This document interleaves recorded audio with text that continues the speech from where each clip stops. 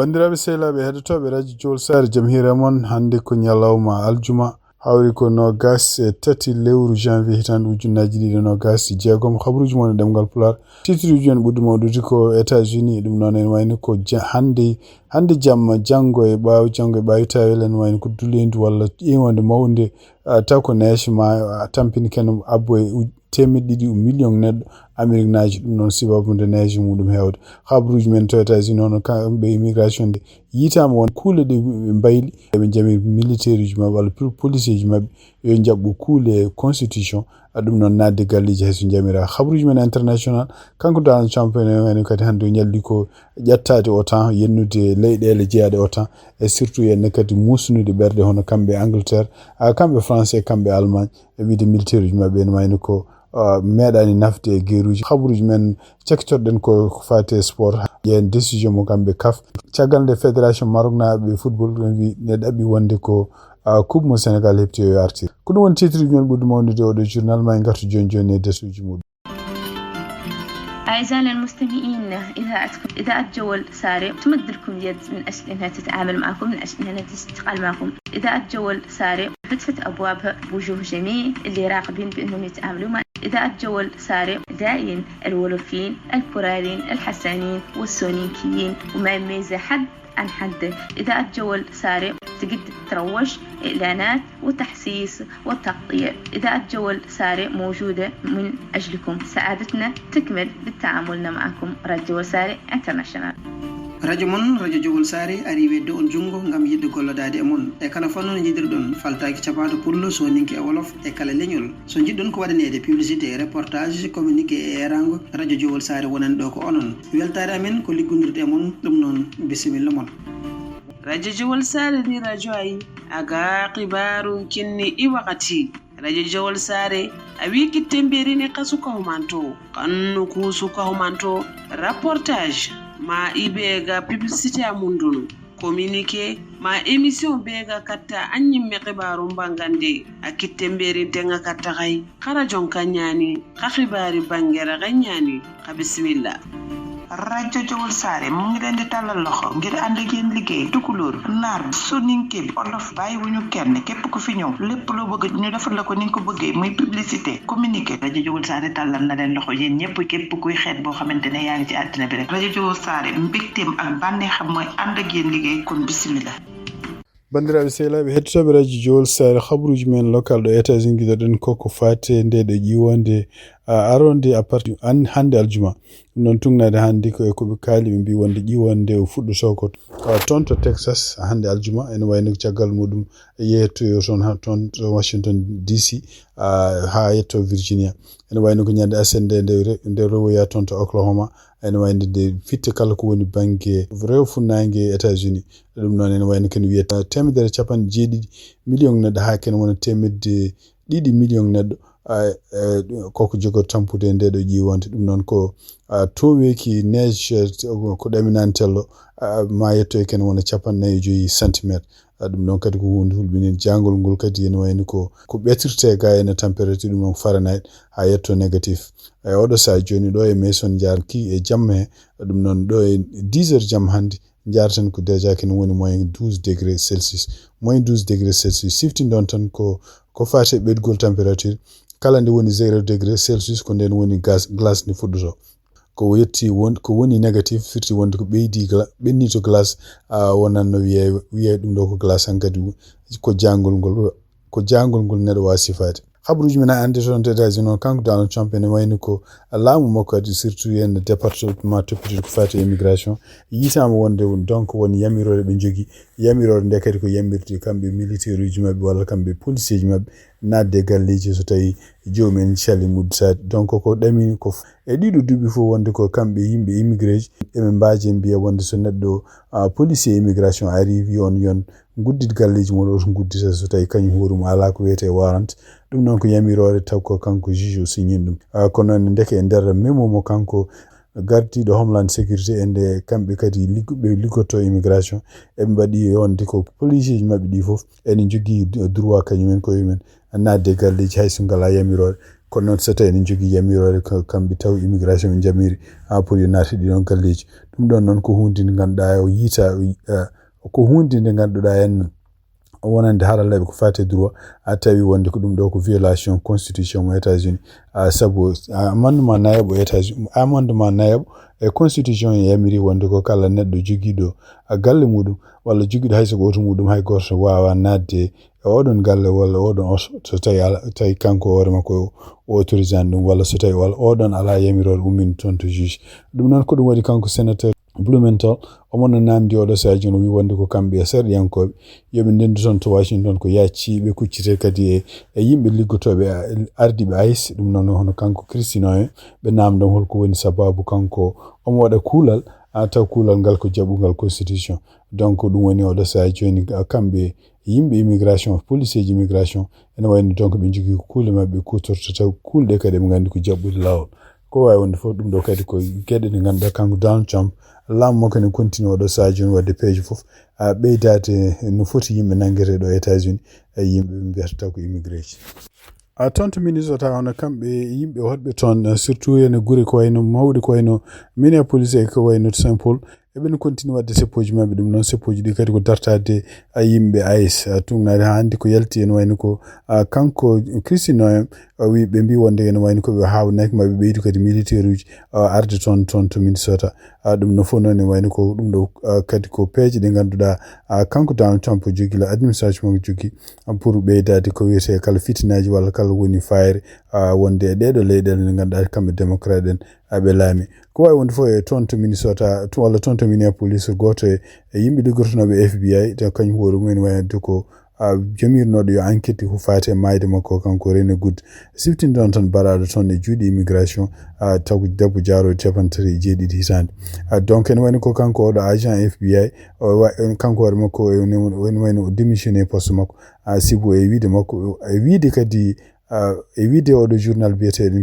NBC News ko haali wi wonde ko kanko hoore makko weltaki par ce que au lieu de enquête de holko woni lugol oɗo suka debbo ene wayno kamɓe FBI ɓe jamira ko eɓe enquête o hono kanko Rene Good pellaɗo hol gueɗe ɗo waɗanno e gorko makko kadi holko waɗanno ɗum noon ko kala ko addi haw fella kanko hoore makko e pelluɗo o enquête ɗum ɗo fof haalaka hen ɗum waɗi donc démission fof noon ene wayno ko halluji kadi kanko démission ɗo o jaɓani arde jokkodirde janiyankoɓe ha ɗo yarten ɗo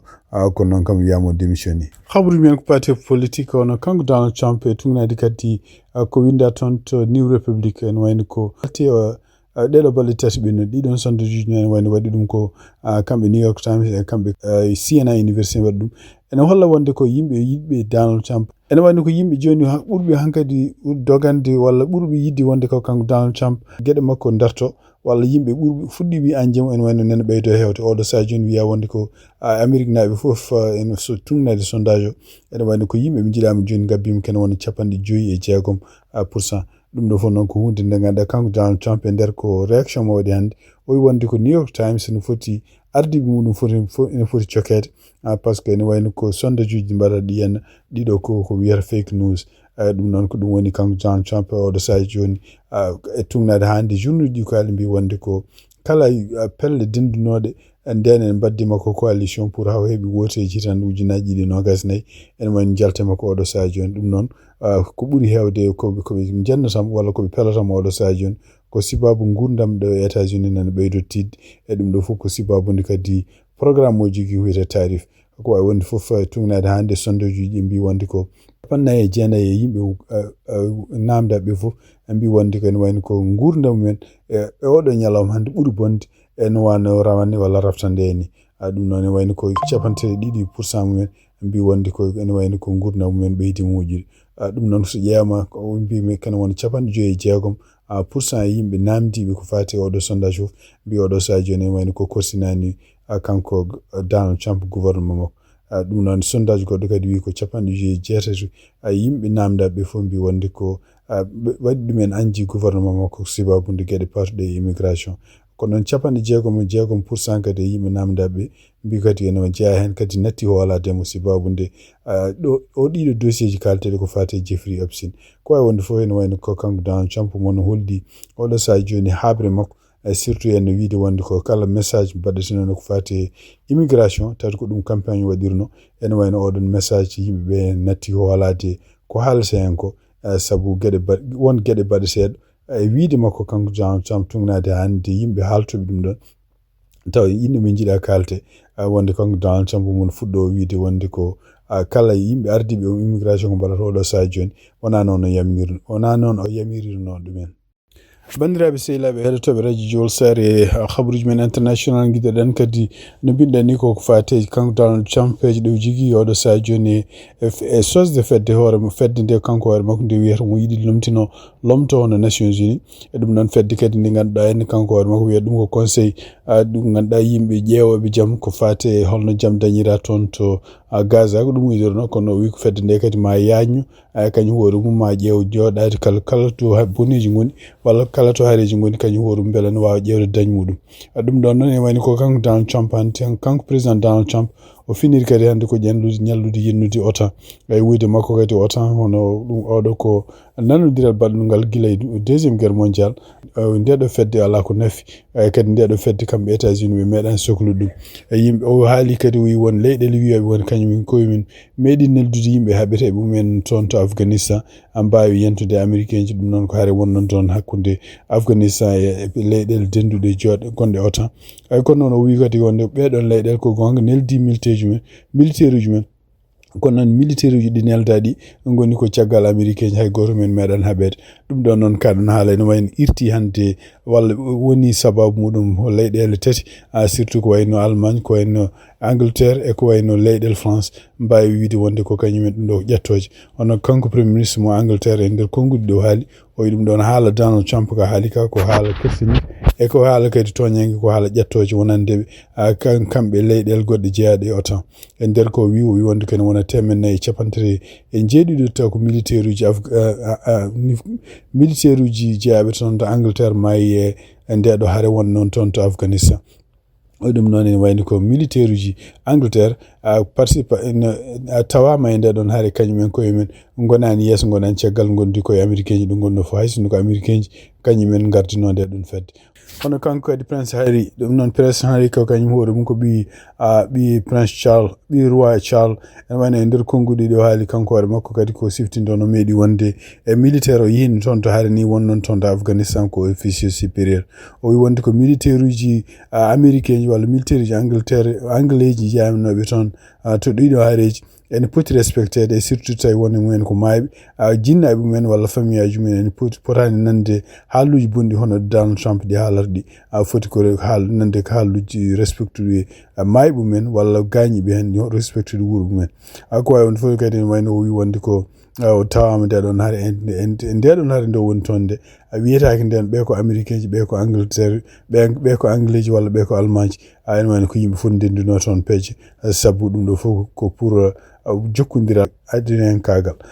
toon kadi to Canada goto yimɓe soldadeɓe neldunoɓe toon to Afghanistan ɗum noon kayit koye peeje OTAN ene wayno kañum hoore mum e kollude ni kañum hoore mum koko gañi e hoore o wi wonde ko ene wayno ko meeɗan tiskirade ɗiɗo haalluji ne kaale e kadi gardiɗo leydi surtout ko wayno États-Unis kañum hoore mum haalde ɗiɗo haalluji ɗum ko hunde nde meeɗani neɗɗo ma wawa miijade ɗum ɗo fof noon e tumnade kadi harala ko fate politique kanko Donald Trump o daara tan ko wadde peeje fof beela mo bonna kala ko woni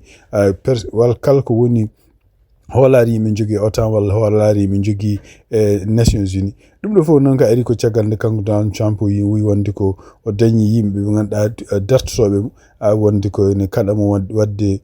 peeje ɗe ganduɗa pour no heɓiri toon to Greenland surtout kadi ene woni ko caggal muɗum kanko hoore makko felliti kadi wadde fedde makko fedde taw ko fedde international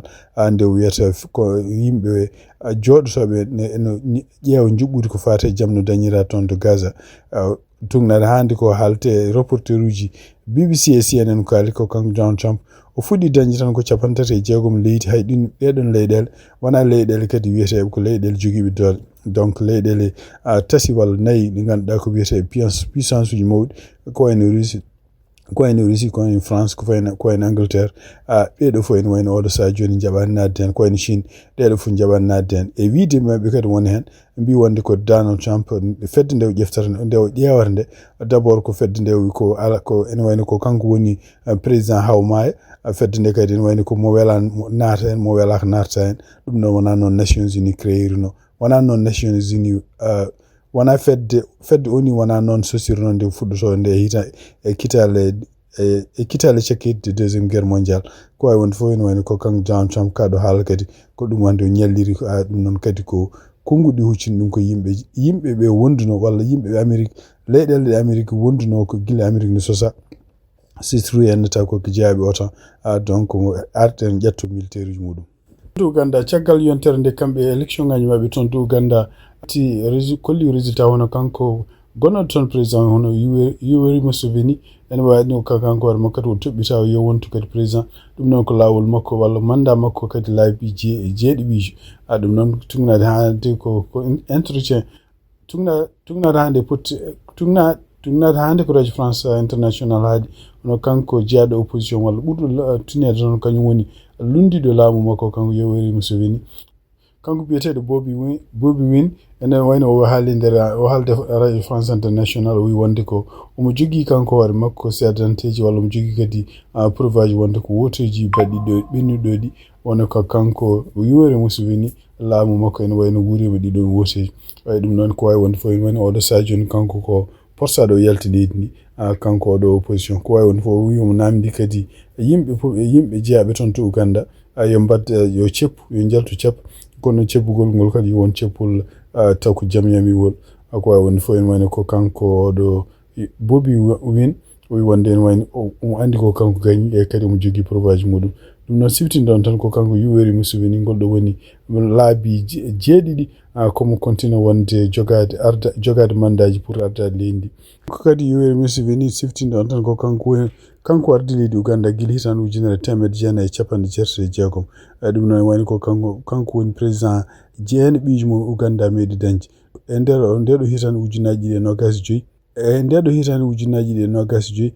kanko woni président ɓurɗo ɓooyde laamade toon to leydi Uganda siftindon toon kanko Yoweri Museveni kadi ko ancien militaire mawɗo officier e kanko hoore makko kadi ene wayno ko ene wayno nde heɓata laamu adana nde o heɓirno ɗum ko kuddita